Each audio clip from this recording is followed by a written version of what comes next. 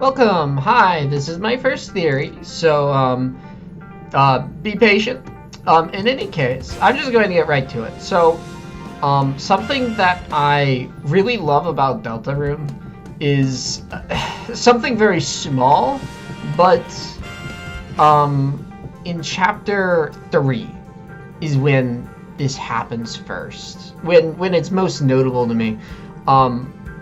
There is a running theme of the characters, I suppose, having their own agency in the game.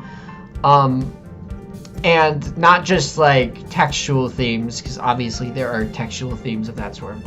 You know, agency is very important to the theme and lore, the story of Deltarune, right? But also in game, and I haven't seen people really talk about this much, but in game the characters actively move without your input in some cases, and not just like cutscenes. In some cases they're actively sort of, it feels like they're playing the game with you, almost like it's a multiplayer game when obviously they're AI.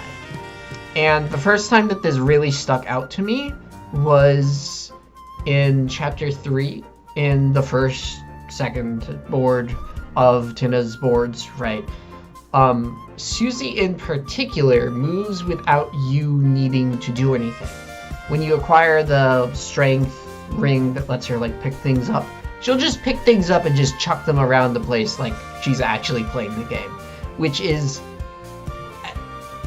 I loved it so unbelievably much when it first happened, and I don't know why. There's just like a feeling of like she's there with me playing the game, and she's just doing these goofy things that like I totally do that too. And you know, this happens all throughout chapter 3, and it's mostly Susie who does it, not as much Ralsei, because Ralsei like is trying to do as little as possible because he's afraid that he'll become bored and then like shut the game, and then the prophecy doesn't happen and everyone dies. But it's chapter 3 where it like really starts, but it also happens in chapter 2. I think mostly with Noelle, as she, for example, jumps when there's the spelling out December part. She jumps across the there's like a line of traffic cones, right? She jumps over them and then she starts walking forward, and then she does a monologue. But it's not very noticeable there. There's some other cases in that chapter where characters do things on their own. But for the most part, at least before chapter 3, you're doing things like on your own. In chapter 4, there's more of this as well. I think mostly with battle, where you can see, you know, it's like a really small detail. It isn't for the most part important, but you can see, you know, Susie when you're climbing on the Titan, right? You can see Susie climbing on the Titan with you, and she'll even help boost you up. And I don't remember if Ralsei is also there or if it's just Susie. I assume Ralsei is also there. And for most of the game, you know, the characters just follow you around. But when they start moving around on their own, it's very immersive. I really like it. And then chapter 5, it's only like for one scene, I think. Pretty late into the chapter. But, you know, there's this really big platforming puzzle, and it's very difficult to do on your own, but if you fail enough, they'll start helping you out. And normally in these platforming sections, you are actively commanding your teammates. But in this case, right, once you start failing enough, because you're commanding them at first, they decide to help you by just doing everything on their own. Right, they do all of these inputs as quickly as possible because they can just do them on their own, so you don't need to do as many things at once. So all you're focusing on is just jumping.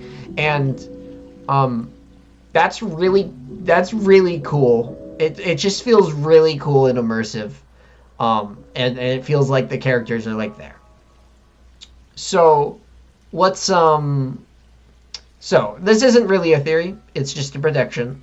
But a prediction, you could also just call it a hope. I really hope that in the future this is going to pay off big time, and specifically probably chapter 7. We're going to see like the party working together. And there's something else interesting about this.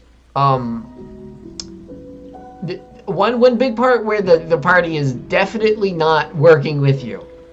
And by party, I mean specifically Chris. Chris doesn't work with you. Even when you're like not in a cutscene, right? And you're just like a little floating heart. Chris is doing their own thing while you're just still playing the game. And that feels really cool. Not as cool as the rest, because obviously Chris is... Stop hitting me with a hockey stick, Chris, please. But I hope that in the future, hopefully, like, into the game, Chris is fully, like, actually working with us, and we can see, like, the whole party, working together at the end of the game. I don't know, chasing down the knight, running up. Who knows what's going to happen at chapter 7, because, I mean, like, we don't know, but, yeah, just a random daydream I had was, like, imagine like a scenario where the entire team knows what you are, right? They know about the soul, and instead of like you just controlling Chris in the party just starts playing hot potato with the soul, and you can control the entire party as they just hot potato into each other.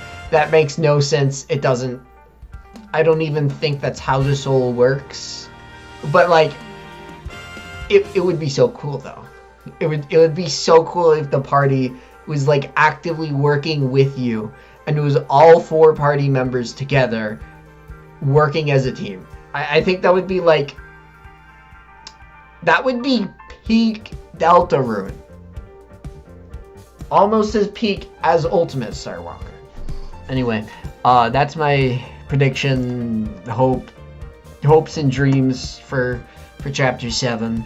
I have other things lined up, but I want to talk about it. So there you go. Bye.